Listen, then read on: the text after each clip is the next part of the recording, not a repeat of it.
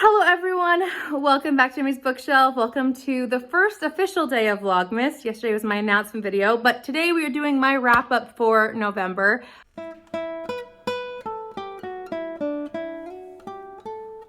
I read 24 books in November. It is technically the 30th of November when I'm filming this, but I am not going to read any more. I have a lot of editing to do tonight, so I'm not going to be reading anything. I can guarantee it. But I only have these physical books to show you for my second half. And two of these books, which are the two you can see, I haven't actually read. Let's talk about them. So I did read tons of nonfiction, and I really enjoyed reading nonfiction in November. It was such a relief. It was what I was craving, and I will tell you that it is going to make more of an appearance in 2022. So by the time I was reading a lot of nonfiction, I kind of felt burning out on nonfiction. I think I read 10 nonfiction in November, which is a really great number for me. So I did get a good chunk of the way in both of these books. I have gotten to chapter or page 53 in A Portrait of a Killer by Patricia Cornwall. The only problem with these two books, or this book at least, is I can only read it in physical form. And I have talked about this on my channel. I'm struggling to do that lately. So it's one of the downfalls of this challenge that I gave myself is most of these books are physical books. The other one that I got to was this one. Those are the 5. I managed to get into, or I got to the beginning of part 3, which is Elizabeth, and I got to page 135. So I got progress, and I'm going to continue reading this. I just started to teeter out, and I started to not feel enthusiastic about reading in general. So I started to not pick up books. Literally in the last week, I don't think I've picked up a book, aside from a few ebooks briefly. So that's okay. I'm happy with what I've read. So let's get into the books I actually have finished. Another nonfiction that was on that TBR video was The Fall of Anne Boleyn, A Countdown by Claire Ridgeway. I really loved this. This was a 5-star book.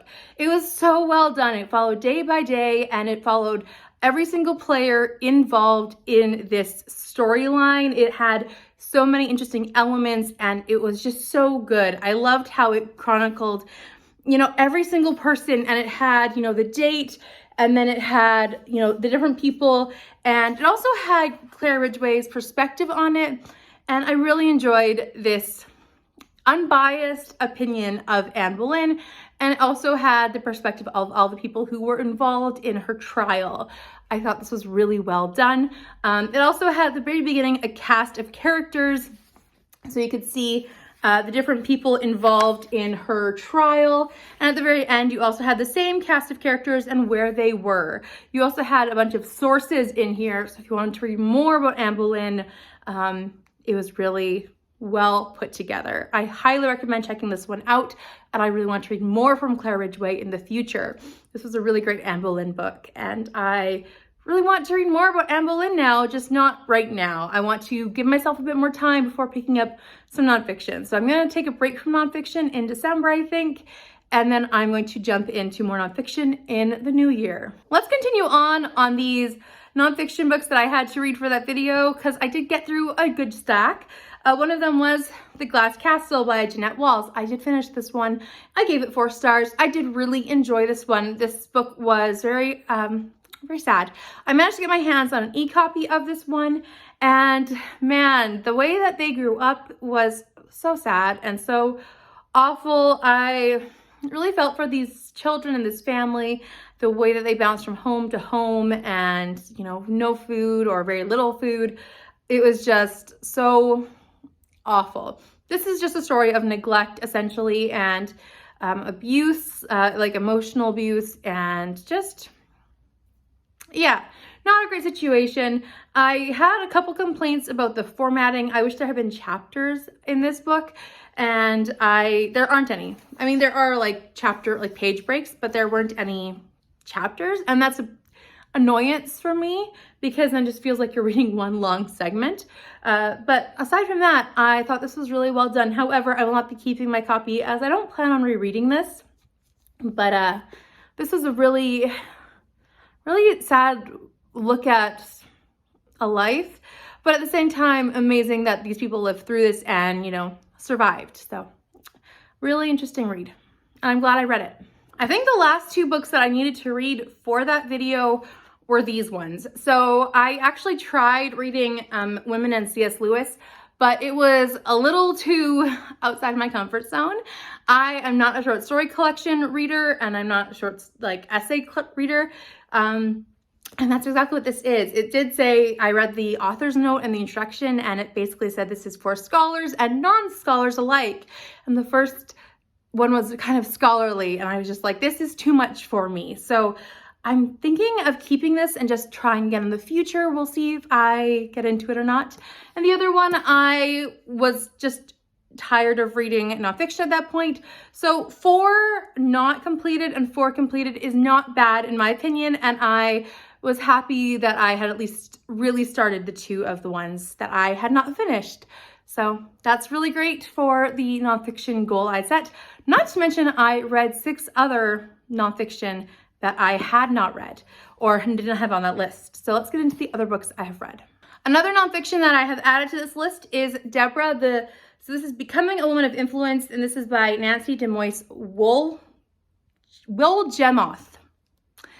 This is a Bible study that I did with my church and my women's group, and this is something I did mark on Goodreads. It is a book I read, and I have been doing this for a month and a half now. It's 6 weeks long, and I gave it 4 stars. It was good, however, I felt like there were some questions that were just a little too pushing it, and I felt like some of the things were a little far-fetched, some things.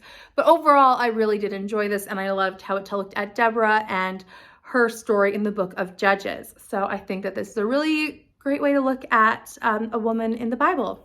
Let's go on with the nonfiction. I also read So Odd a Mixture, and this one is by Phyllis Ferguson Bottomer, and this one is subtitled Along the Autism Spectrum in Pride and Prejudice. So this one is exactly what it says. It talks about autism and Pride and Prejudice, and even though none of the characters are called autistic or said to have autism by Jane Austen, this is where Phyllis Bottomer looks at the characters and says these characters have characteristics that are commonly attributed to autism. So in the story, or in the book, I should say, because it is a nonfiction, it was very interesting. She attributed 8 characters with having autism, and I didn't agree with all of the points. I did find it interesting with some of the characters, and I found it interesting to look at them through that lens. I agreed with some characters, and some characters I definitely did not agree with. However, I found it very interesting to look at those aspects. And I did like that it opened my eyes to certain elements of characters and certain other aspects of characters. Like Mr. Bennet, for example, I did not realize certain aspects of his character, and this book certainly opened my eyes to personality aspects. Mrs. Bennet as well was in this book, and I noticed certain things about her, and I don't know if she's necessarily on the autism spectrum, but I definitely agree with the fact that she has anxiety from the parts of the book that it talked about. So things like that I really appreciated in talking about mental health in there, or neurodiverse, and I really think that this is an interesting look at it if you are at all interested in Pride and Prejudice and neurodivergent. This might be a book for you. I also read 6 Days in August, The Story of Stockholm Syndrome by David King. This one was a NetGalley book, so this was for NetGalley November, and this was also for my buzzword recommendations, and I wanted to really finish this one off. So this was a true crime book about the origination, or the original story behind the term Stockholm Syndrome, where a bank robber walks into a bank and holds several people at gunpoint for 6 days. And during that time, the term Stockholm Syndrome comes into effect because of how they manage, he and someone else that he manages to get into the bank, turn these people against the police and towards working with the hostages or the robbers, as opposed to against them. So it's very interesting, And it looks a lot about the psychology, but it also talks a lot about the events of that exact bank robbery and how it all plays out. It's not a lot of people who are held hostage, it's very few, and I had never actually looked into the exact events, so I found it to be fascinating, and I thought it was worth the read, and I really enjoyed myself when I was reading it. It's quite short, actually. I think it's just under 300 pages with all the footnotes and the extra sources and like the bibliography if you wanted to check it out. So I think it's more about 200 pages in total. But yeah, highly recommend. So that's it for the nonfiction. Now we're into the fiction. So I also read Freaky Friday, and this one is by Mary Rodgers. Yeah, Mary Rodgers. Okay, good, I got that. This one I had never read. This book is from the 70s, and this was also for my buzzword recommendations video. I will link that in case you're wanting to know more thoughts on those two books. But this one, I was very interested in actually reading the book that was the source material for these two movies that I have watched, and it was fascinating because in some ways, you only get half the story from the book. So in the movies, you get both perspectives of the mother and the daughter. And in the book, you only get the daughter's perspective. And so I thought that was really interesting how that played out.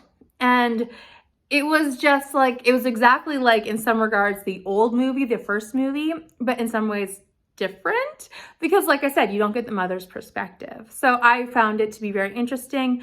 I really enjoyed the reading experience. However, I was like, this is a little outdated.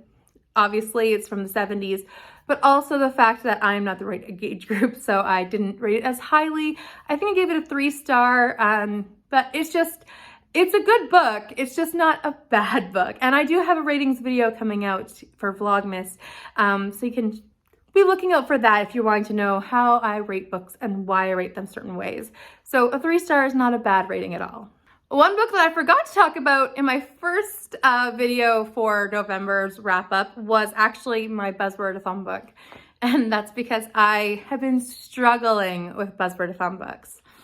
Oops. Anyways, so I actually had picked up The Lost Dinosaur Bone.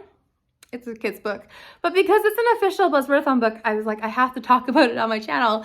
So this is by Mercer, and I read it when I was babysitting, and yeah, it's one of those that I read as a kid, like this kind of these animals, and it's a cute book about going to a museum and having the dinosaur exhibit closed because they're missing a bone, and yeah, it's good. Another book that I read was One Day in December by Josie Silver.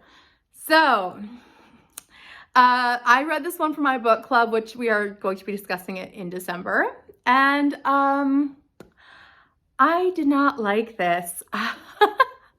It is something where it has a lot of the buzzwords that I tend to avoid in books. So if I hear buzzwords for books, I avoid them like the plague. And I did not realize that this book has those words connected to it. So I recommended this to my book club, not being aware that this is what this book's about. So I'm gonna get a little ranty, I'm sorry. But I do have timestamps if you are wanting to avoid my rant. So One Day in December is about, I'm gonna forget names, Lori and Jack. So Lori is on a bus at the very beginning, which this sounds very cute. Lori's on a bus and she looks out the window of the bus and she sees Jack sitting on a bus stop or at a bus stop, and their eyes connect and it's like instantaneous attraction. I'm not gonna say love because that's not realistic. Sorry. And then their eyes are locked, and then suddenly the bus drives away, obviously. And then for one whole year, she's looking for him. And then that year, after a year of looking, suddenly her best friend, who she shares a flat with because they're in the UK, brings her boyfriend home, and guess who it is? It's Jack. And that's what I knew walking in. I did not realize that from that point on, and I'm going to talk about spoilers now, because I can't help myself, so I'm so sorry. This is all about cheating. Emotional cheating, physical cheating, and it's like the worst friendships ever. It was awful. It's not 1 star, because friendships, I mean, there are a few good moments in this book. But Lori is an awful friend. She treats, what's even her friend's name? Sarah. She treats Sarah awfully. She never tells Sarah ever. She could have told Sarah the very first night, by the way, the guy that you've been like in love with for a long time, he's Jack. Like, that's the guy at the bus stop. She could have told him that from the get-go. And I actually have a book coming up that has a very similar trope. I will tell you that, and it's done way better. Anyways, so, and Jack knows from the very first time he sees Emma that guess what? Not Emma, Lori. Sees Lori that, no, it's the woman. And guess what? He does nothing. He never says a word. And then 10 years go by of them being like, that's the woman, that's the man. And they never, ever say anything. Except for the fact that they're emotionally cheating on each other or cheating on their friend or girlfriend for the 10 years. Or Lori, I keep forgetting her name, is cheating on her future boyfriend or husband with Jack emotionally or physically by kissing him.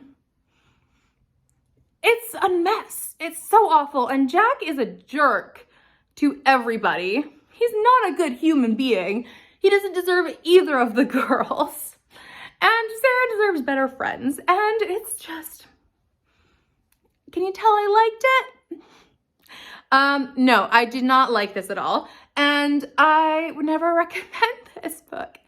I hate cheating in books. I hate cheating in books.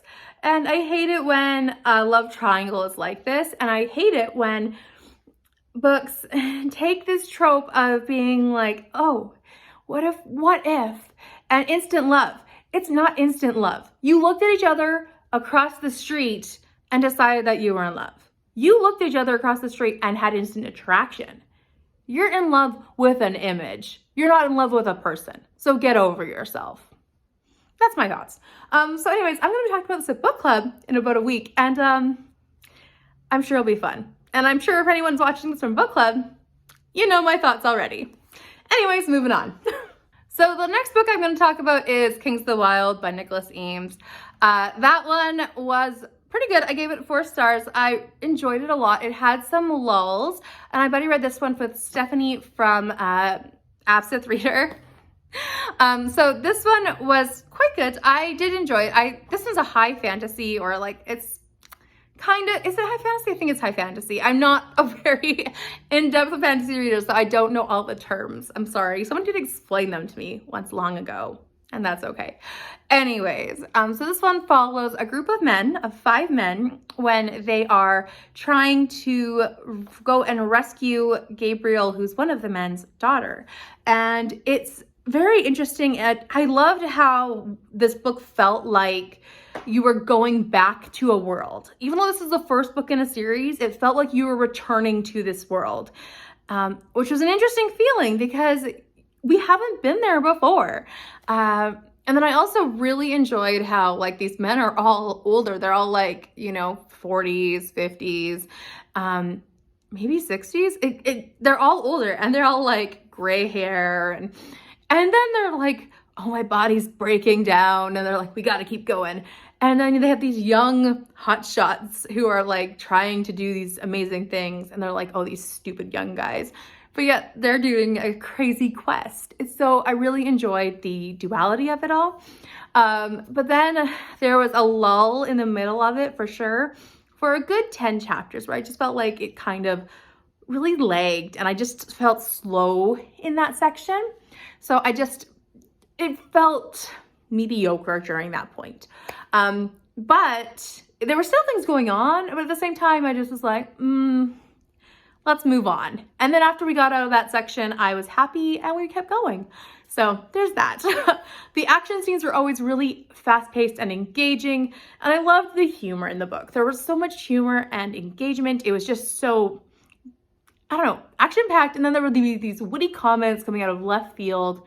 It was just really fun and really interesting. I don't know if I would pick up a book 2, because I'm not one who typically goes on in book series, but I really did like it. And I think it's a great one to read if you are interested in a high fantasy series. And this is especially one if you're interested in a book series that's like, I don't know, following maybe not the normal group of people, because this is about a group of men who are trying to get back together to go and rescue like a girl who is in a wrong place at the wrong time, but also essentially rescuing a city. So the last book that I'm talking about is actually the one I was talking about before with One Day in December. And that is Let It Be Me by Becky Wade. This one has a similar setup to One Day in December. So this one follows Sebastian, who is a doctor. He was formerly a foster kid, and he is he's a genius. So when he applied himself in school, he really set the bar and he jumped levels ahead. But because of this, he has really isolated himself. He's not really connected with people. He doesn't have many friends. And this is book 2 to the one before, which was Stay With Me. And that's the one where I talked about last month that had the Bible study writer and the Oxy addiction book. So this is a really interesting follow-up to that. And in that one, we actually got a sneak peek of this couple where we see Leah, who is a math genius, but she is raising her younger brother. And at the very beginning of the book, so this isn't a spoiler, at the very beginning of the book, she discovers that her DNA does not match her mom's. And so she thinks that she's adopted. And so she's trying to figure out, is she adopted? What happened? Why does her DNA not match her parents? So the part of the book that is connected in a way to One Day in December is that Sebastian has an adoptive family. Essentially, they adopted him after the events that we discovered with the earthquake in book 1 of this series.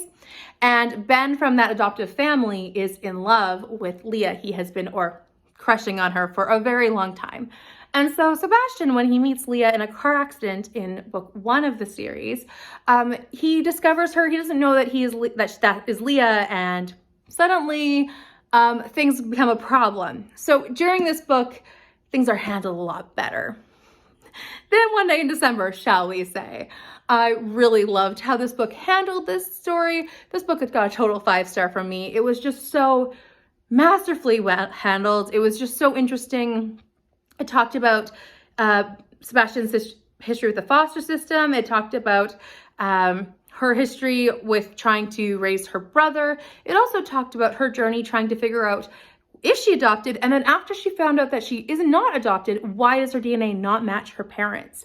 So it's really an interesting story. I really loved how this setup worked. And then also there were some moments where you're like, that doesn't make sense because this is not that's not a good idea for a relationship starter. But then you realize that's actually character development going on in these two people and how they have to grow individually before they can be a truly strong couple. So I really loved how this book really developed as two people, and I highly recommend the series. I'm already in love with Becky Wade's writing style. Can't wait for book 3 to come out in this series so I can know more. And I think book 3 is the next book. The next book is Luke's story, who is the other next person in this little Miracle 5 group. But then hopefully after that'll be Ben's story, which I can't wait to read either, because after that, I'm excited. So in November, I read a total of 6,336 pages, and that's very successful considering October was not as successful.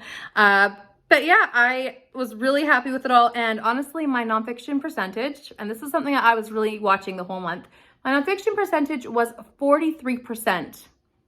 And I think that that's accurate. 43% of my reading was nonfiction. So I'm very happy with that total for nonfiction November. That's way higher than my average of nonfiction. And I am content with reading 43% nonfiction over the course of nonfiction November.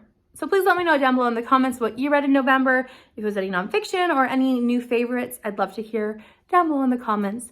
Also, please like this video if you enjoyed it and subscribe if you are new here. And I'll see you tomorrow for the first day of the Christie's Missing Readathon and all my Agatha Christie content.